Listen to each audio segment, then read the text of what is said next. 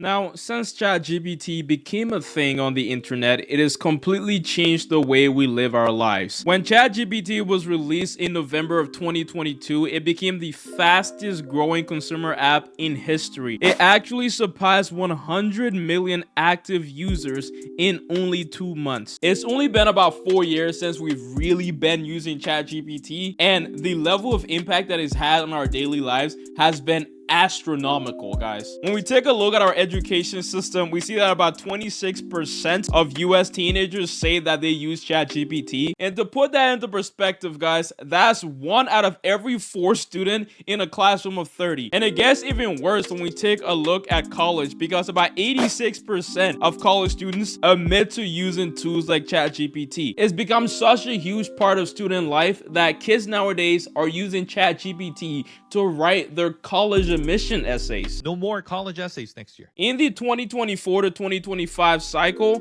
1 in 3 applicants fed their personal essays to ChatGPT. And this has led to colleges like Duke really de-emphasizing the personal essays part of the college admission process. And to add more fuel to the fire, teachers are also using AI to teach students. We're even seeing huge changes in the workplace, with massive layoffs coming from huge companies like Microsoft, Google, and Apple. Every corner of society right now seems to be based on the evolution of AI and how we're going to use it. So this is why when I sit back and take a look at artificial intelligence, I become very concerned, because not only do we not know how AI works, we also don't know what AI really is. And that is what we're going to take a look at today. A deep dive into understanding exactly what is AI. And the problem is that the AI detectors aren't that good. Before we get into all that though, guys, hi, my name is Dixon. All right, I make videos on YouTube, and I'm currently an AI application specialist for Penn State. So I know what I'm talking about when I say things in this video. Hopefully you are from Penn State as well and you're watching this video. So let's get into the next part, which I will do tomorrow. So it's the 1950s, and scientists are looking for ways to get machines to do tasks that human beings should be able to do. And this is very important, because if machines can replicate things that experts could do, you could take experts out of the equation and make machines the mean ways to complete tasks. After all, they were way more efficient at doing things that they were programmed to. So their solution at the time was to create this system called a GPS. Now keep in mind, this is the 1950s, and this GPS, which is general problem solver, sort of worked backwards. Scientists and computer engineers created a program that would systematically break down every task through steps. And that was the first inception of what we call today as AI. Now, a good way to picture this is, say you have a goal of cooking rice and you want to make a machine achieve that goal. You're going to go from the goal to the current step that you're at. That is how the GPS works. It's going to take you through every decision from the goal to the current state, and the AI is going to accomplish that. That is how you get your general problem solver. Now you can see some issues with this. The general problem solver and other models like it became very inefficient at doing tasks that were quote unquote too expensive, tasks that required way too many instructions. And it actually took scientists about 40 years to really actualize the inefficiencies of these expert systems. Systems that were basically given one goal and were told each step to achieve that goal. Those systems were too inefficient. And in the 1990s, we finally came to realize that we have to move on. And this is what brought in the art of machine learning, y'all. Machine learning, even though it might sound complicated, is not really complicated at all. It's all about how you teach a thing to learn things. We wanted to create a way to make machines learn new informations the way humans would. So these really smart people at the time devised 2 ways of doing this task. And the first one was called this thing called supervised learning, and the other one was called unsupervised learning. Supervised learning is basically training a kid by giving it information and then giving it answers to those information. It's literally the most hands-on way you can train someone to do something. And then you have this thing called unsupervised learning. This is when you graduate high school, you graduate college, you don't have the teacher telling you everything anymore. You have a lot more in the world to consume. And at your job, you're doing more so unsupervised learning. That is how the first version of what we know today as artificial intelligence and machine learning became a thing. You have these two ways of training machines to do specific tasks. So because of this change in machine learning, we were able to get smarter machines. Boo-hoo. We have ways now to make machine learns how to classify things. We have ways to make machine learn how to associate things. This is why now you have your spam email and you have your actual email. Because if you train a machine in a supervised way to know the patterns between spam mail and non-spam mail, it can eventually predict what will be a spam mail. That is what we call supervised learning. If you tell a kid that doing something is bad a good amount of time, they're eventually going to predict things that are bad that they shouldn't do.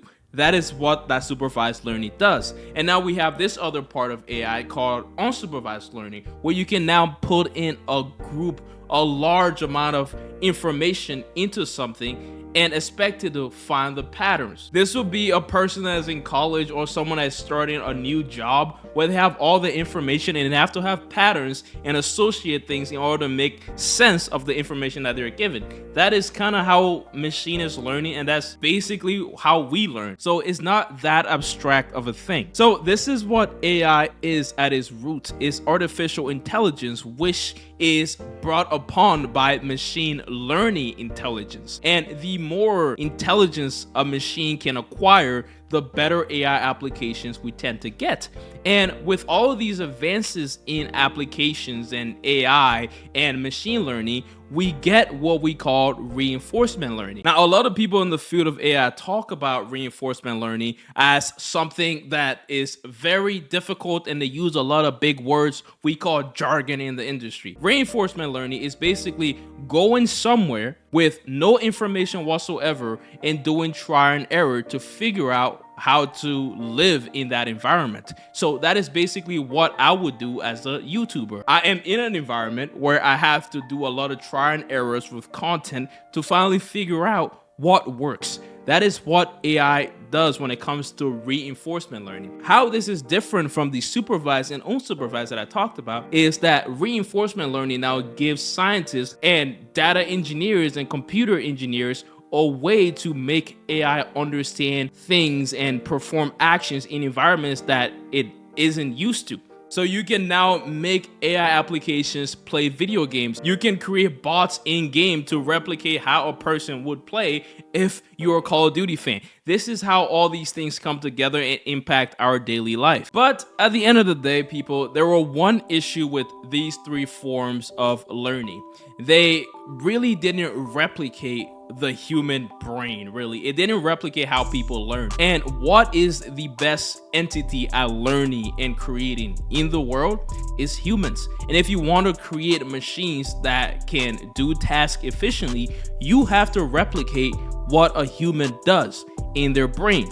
And this brought us on to these things called neural networks. Now, if you go on YouTube and just do a quick search about neural networks, you have big lectures coming up talking about the topic. There is a lot to go into when it comes to understanding how AI learns things deeply. But neural networks sort of bring everything together. It brings in supervised learning, it brings in unsupervised learning, and also reinforcement learning. Now, to really emphasize this neural network thing, this is basically what is called deep learning in AI, where you have a bunch of neurons. These are things that are ones or zeros, and you pass in information through these ones and zeros, and at the end you're going to be predicted some answer. If your answer isn't as right as you want, you can push that back into the system so the system can learn from its mistakes. This is how a human learns. It will take in information and come up with an action. And if that action proves wrong, it has to go and reevaluate. That is what neural networks are, and that is how deep learning became a thing and absolutely changed the way AI is today. So, ladies and gentlemen, that's the quote-unquote history of AI for the stupid people. Now, the next video, we're going to talk about how ChatGPT itself was made from the ground up for stupid people. Let's do that.